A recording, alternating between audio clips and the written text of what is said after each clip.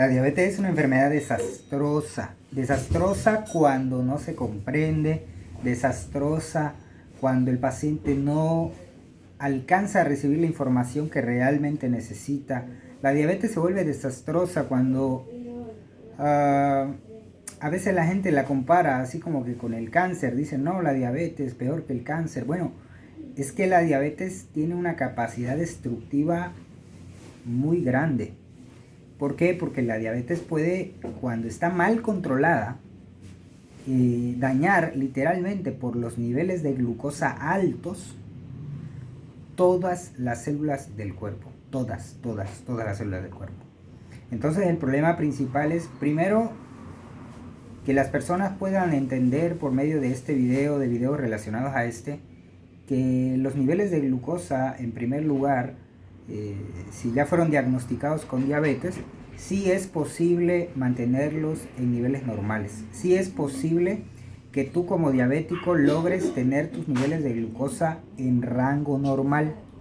Esto es muy importante porque de no ser así y que tus niveles de glucosa estén constantemente altos, pues lo que va a pasar es que automáticamente y sin que tú lo quieras, la glucosa va a ir causando daño y muerte celular, destrucción celular, porque la glucosa alta, como ya tú sabes, la glucosa alta, en primer lugar la glucosa es un nutriente, pero cuando está alta el cuerpo la trata como una toxina.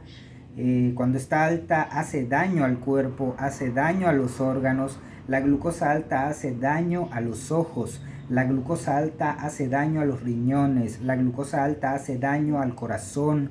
La glucosa alta hace daño a los nervios. La glucosa alta hace daño al sistema digestivo. La glucosa alta hace daño al cerebro. La glucosa alta hace daño al páncreas, empeora la diabetes.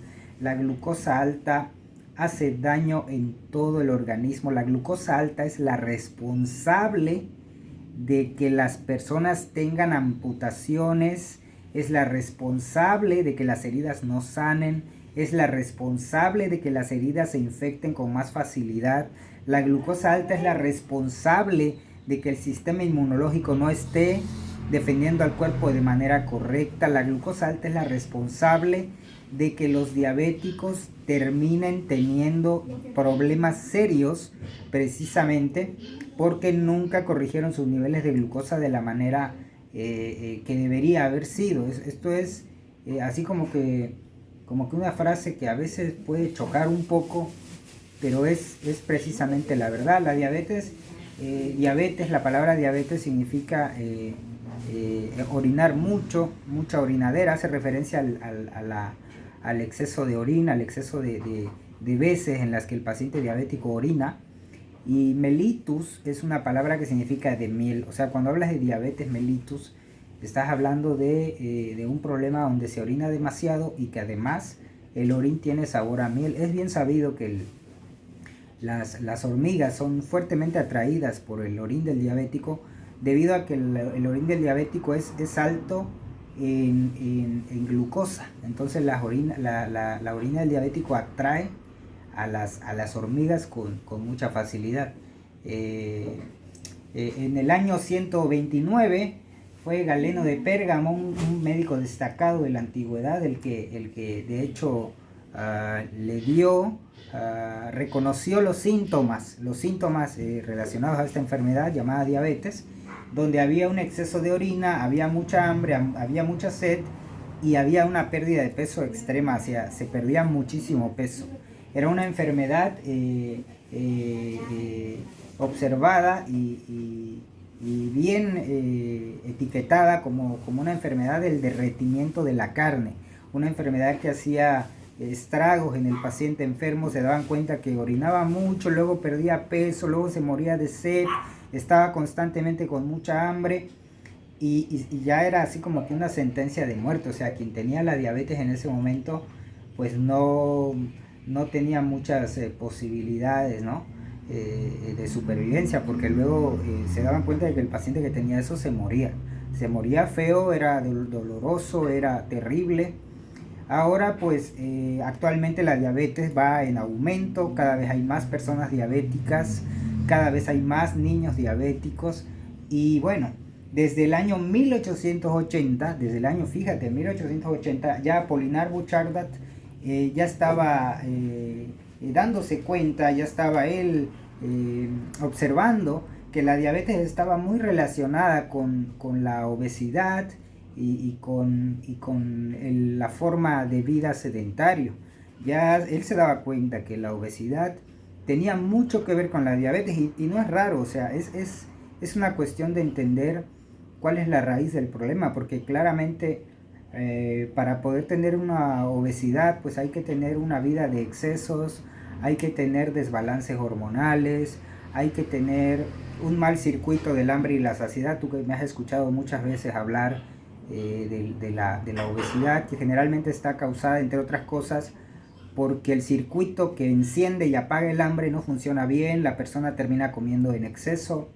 Luego además, si le sumamos a eso la forma, el estilo de vida, la forma de vivir de la gente sedentaria, pues prácticamente es una persona que pasa mucho tiempo sentada, que no hace actividad, ni siquiera actividad física.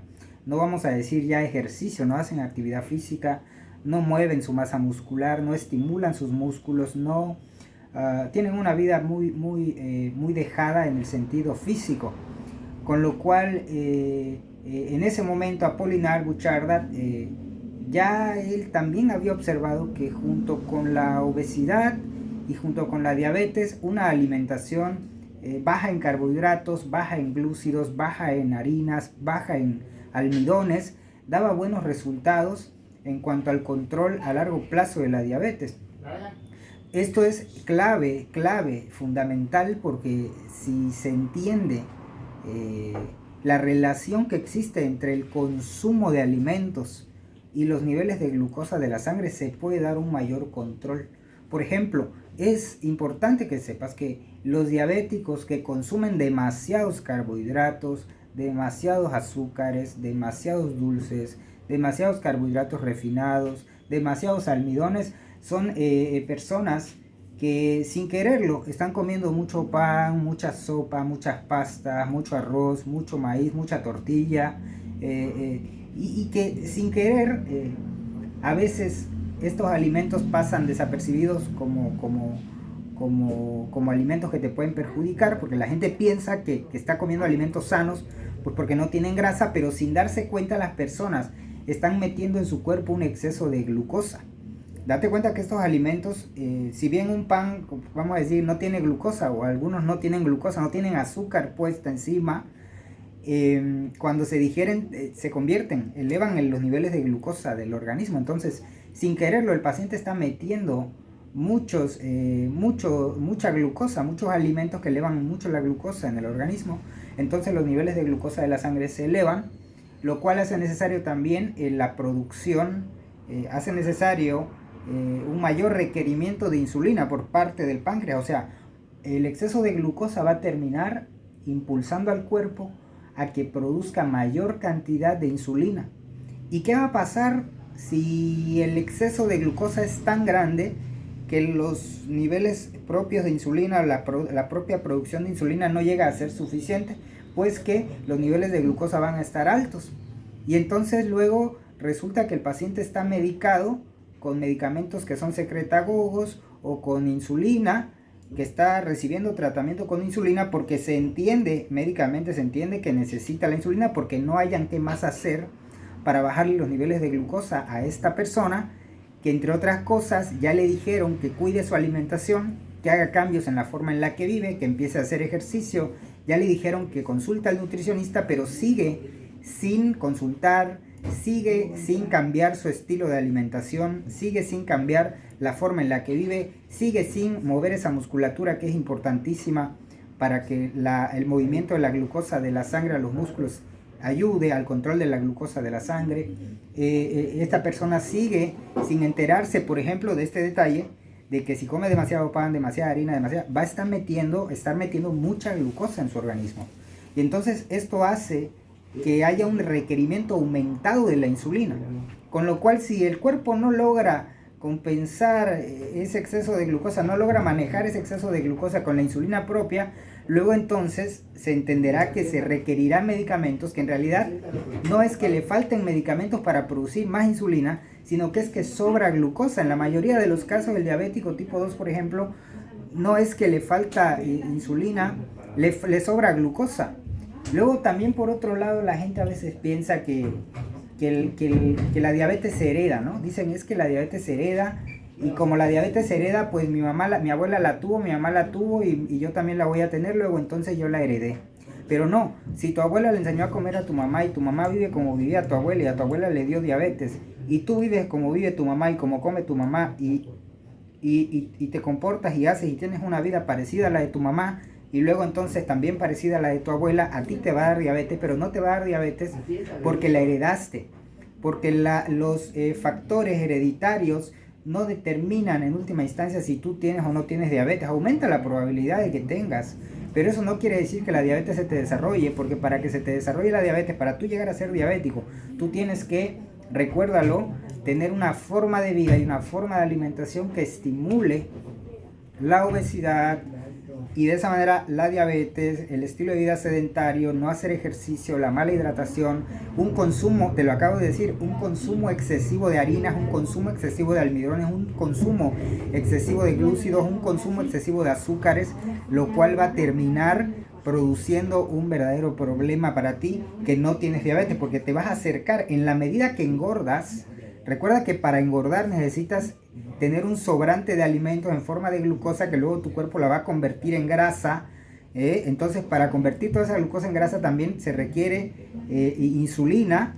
Exceso de glucosa, exceso de insulina, vas a engordar con mucha facilidad. Pero recuerda que quien está sobreproduciendo insulina para todas las veces que tú decides sobrecomer, o que por alguna razón, por desbalances hormonales, terminas sobrecomiendo porque comes los alimentos incorrectos, equivocados, que te suben mucho la glucosa, que te elevan mucho el requerimiento de insulina y que luego te hacen engordar con mucha facilidad. Luego entonces tú vas a estar poniendo el cupón en la cuponera para sacar de ahí el premio que se va a llamar diabetes. Y a ti te va a dar diabetes y no vas a saber de dónde te llegó el golpe, porque sigues creyendo que engordar no tiene nada que ver con la diabetes, o sigues creyendo que el ejercicio no es importante, o sigues creyendo que el no dormir también no hay problema con eso, o sigues creyendo que comer harinas y sopas y pasta, como tú comes bajo en grasa, pues eso es bueno. Tú sigues creyendo toda una serie de cosas que no son ciertas en sí mismas, no son ciertas necesariamente para ti y que te están perjudicando. Cuando un diabético, esto es bien importante porque probablemente esta es la pieza fundamental que tal vez no te habían dicho, no te lo han dicho de esta forma, pero cuando un diabético puede ser capaz de reducir su consumo de carbohidratos, almidones, azúcares, féculas, cuando un paciente diabético es capaz de reducir el consumo de carbohidratos refinados y almidones, también es capaz de reducir sus niveles de glucosa automáticamente y de manera natural, porque reduces la carga de glucosa que estás introduciendo a tu organismo al reducir el consumo de carbohidratos. Al reducir el consumo de carbohidratos se reduce la carga de glucosa que entra a tu organismo, y entonces tus niveles de glucosa de la sangre van a mejorar muchísimo. O sea, solamente con este paso vas a mejorar los niveles de glucosa, y además vas a ayudar a que tu cuerpo no tenga que sobreproducir constantemente tanta insulina. Con lo cual acabas de poner una pieza en el rompecabezas que te puede ayudar a tratar de manera directa la raíz o parte de la raíz de la diabetes, que es la insulinoresistencia, los niveles crónicamente elevados de insulina y, claro que sí, los niveles crónicamente elevados de glucosa. Solamente con este paso ya puedes empezar a ver mejoría. Muchas veces con eso es suficiente, muchas veces no. Hay que agregar ejercicio, es bien importante el ejercicio, el movimiento muscular, porque los músculos al final van a captar glucosa de la sangre y van a ayudar a que el nivel de glucosa se restablezca, que esté más cercano a lo normal, y de esta manera vas a lograr también un mejor control. También es importante la hidratación, mejorar la hidratación, hidratarte bien. Mejorar también la calidad de sueño. Si tienes insomnio hay que combatirlo. Si sufres de estreñimiento hay que salir del estreñimiento, hay que salir del insomnio, hay que salir de las emociones negativas, hay que empezar a trabajar con tu mente, hay que empezar a trabajar con todo lo que haces en tu vida, con cómo organizas tu vida, qué tipo de pensamientos tienes, con qué tipo de personas te relacionas, qué tipo de libros lees. En general, esto es todo un cambio de vida. No puedes, ya te voy a dejar con esta última reflexión, no puedes seguir haciendo mal lo que de por sí ya vienes haciendo mal para el control de la glucosa.